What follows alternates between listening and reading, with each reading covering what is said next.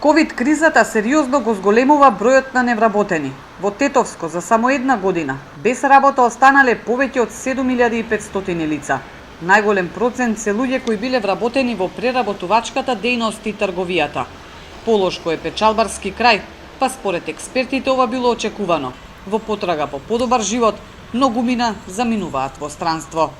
Токму во тој крај имаме и такви негативни последици од кризата, од пандемијата. Мислам дека очекувано е да биде тоа така за Тетово и за и околината. Последиците ги гледаме из цела држава.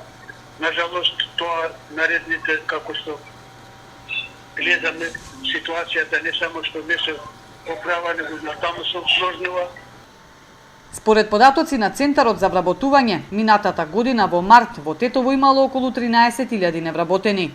До крајот на минатиот месец пак има евидентирано над 20.000. Со оваа бројка, Тетово е на второ место според бројот на невработени во државата после Скопје. Бројките константно се зголемуваат, а со оглед на кризата која се уште трае, трендот се очекува да продолжи и годинава, велат експертите.